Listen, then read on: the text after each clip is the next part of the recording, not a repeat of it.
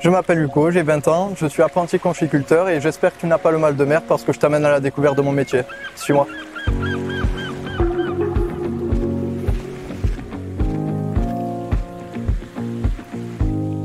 Je fais un BTS en aquaculture en alternance et je pratique deux secteurs d'activité différents, donc l'ostréiculture avec l'élevage d'huîtres et la mythiculture avec l'élevage de moules comme aujourd'hui. Ce qui me plaît dans mon métier, c'est tout d'abord le fait d'être en mer, ça me rappelle les balades en bateau avec mon père, puis le cadre de travail est idyllique.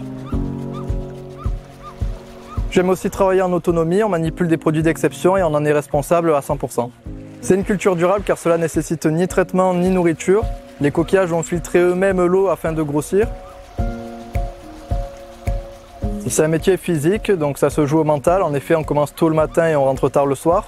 On est en extérieur, donc on subit les conditions météorologiques, qu'il pleuve ou qu'il fasse soleil.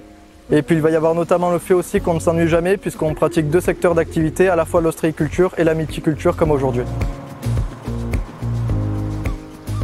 Personnellement, je préfère la mythiculture du fait que ça se passe en pleine mer directement sur nos filières. On va capter les naissins qui sont des larves de moules entre février et mars. Le collecteur se compose d'un filet en tissu qui va permettre aux larves de moules de se fixer. Puis il y aura notamment un second filet en plastique qui permettra aux moules d'être maintenues une fois qu'elles auront grossi. En septembre-octobre, nous avons les moules qui font 1 à 2 cm sur les filets, donc ils sont beaucoup plus lourds et ils ressemblent à des cordes. Et nous allons utiliser un système de flottabilité afin de ne pas dépasser un seuil de profondeur critique afin d'éviter la prédation venant de certaines espèces de poissons. Quand les cordes sont molles, on va d'abord les récolter sur le bateau pour ensuite les amener à la terre ferme. Avec les plus petites moules, on va reconstituer des cordes, on va ensuite nous-mêmes les réinstaller en mer jusqu'en janvier. Et d'ici environ juillet, justement, elles seront en taille adulte et elles pourront directement être expédiées et envoyées sur le marché. La transmission de mon savoir-faire, c'est très important pour perpétuer le métier. On a beaucoup de départs à la retraite aujourd'hui et trop peu de relève.